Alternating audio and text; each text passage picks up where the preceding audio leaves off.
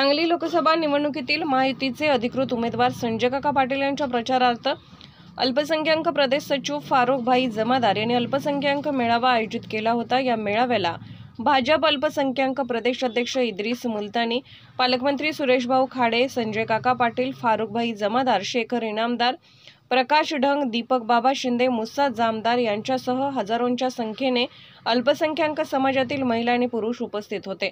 यावेळी भाजप अल्पसंख्याक मोर्चामध्ये प्रवेश करणाऱ्या कार्यकर्त्यांना प्रवेश घेण्यात आला। नूतन पदाधिकाऱ्यांचे निवडपत्र देऊन मान्यवरांनी शुभेच्छा दिल्या। फारुख भाई जमादार यांच्यामुळे भाजप पक्षाला बळ मिळाले असल्याने त्यांचे कौतुक सर्वांनी केले। मिरज पॅटर्न नावाखाली काँग्रेस पक्षाचे नेते एकत्र येऊन भाजप पक्षाच्या विकासाबद्दल मुस्लिम समाजाला भीती घालत आहे। मिरज पॅटर्न खोडून काढू असा इशारा प्रदेश अध्यक्ष इद्रिस मुलतानी यांनी दिला आहे। काँग्रेस पक्षाने देशाचे तुकडे केले।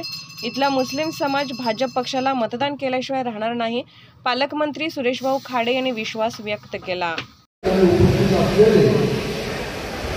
त्या जिल्ह्याचे पालकमंत्री विधानसभा मतदारसंघाचे आमदार आदरणीय सुरेशभाऊ खाडे साहेब, आपल्या अल्पसंख्याक समाजाचा आमचा मोर्चा महाराष्ट्राचे अध्यक्ष इद्रिस भाई मुलतानी साहेब, या ठिकाणी उपस्थित असलेले दीपक बाबा शिंदे लक्षात, या ठिकाणी उपस्थित असलेले कार्यक्रम आयोजित केला आणि आपल्या सगळ्यांना बोलवलं।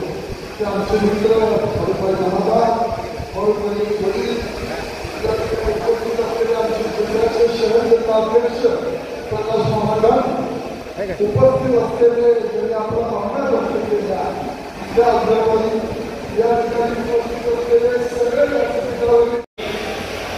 या जिल्ह्याचे लोकप्रिय पालकमंत्री आदरणीय खाडे साहेब, ज्यांनी आपल्याला या ठिकाणी आता मार्गदर्शन करून गेले, तसे आपल्या या भागाचे लोकप्रिय लोकसभेचे उमेदवार आदरणीय संजय काका पाटीलजी, ज्यांनी आपल्या या ठिकाणी आपल्याला मार्गदर्शन केलं, असे शेखर इनामदारजी, दीपक बाबा शिंदेजी, या शहराचे अध्यक्ष प्रकाशजी बाबासाहेब भामलेजी, ज्यांनी हा कार्यक्रम आयोजित केला, असे फारुख भाई, पप्पू भाई, अल्पसंख्याक मोर्चाचे अध्यक्ष इम्रान भाई, एजाज भाई, आमचे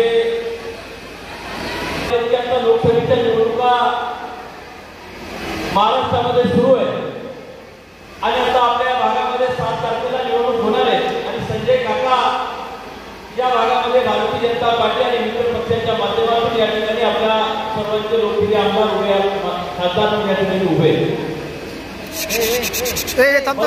माझ्या मुस्लिम समाजाला खास करून या ठिकाणी मला सांगायचं आहे की त्यांना या ठिकाणी विनंती करायला, खास करून माझ्या मुस्लिम समाजाला भेटायला, त्यांच्याशी चर्चा करायला आणि त्यांना भारतीय जनता पार्टीच्या बाबतीत त्यांच्या मनामध्ये जी भीती निर्माण झालेली आहे त्या भीतीच्या संदर्भामध्ये या ठिकाणी मी आलोय, बोलायला आलोय।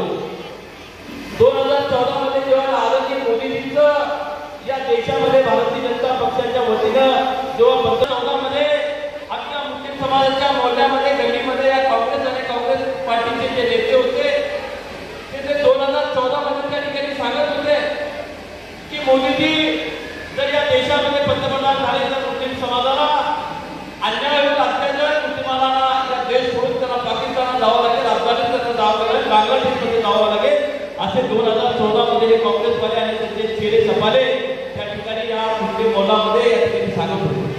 पण मित्रांनो, 2014 पासून आपण आतापर्यंत बघितलं असं 10 वर्षाच्या काळामध्ये मोदी साहेबांनी सबका साथ सबका विकास हे ध्येय डोळ्यासमोर ठेवून त्यामध्ये खऱ्या अर्थाने सगळ्यात जास्त लाभार्थी जनसंख्या असेल तर ती मागासवर्गीय आणि मुस्लिम समाजाची।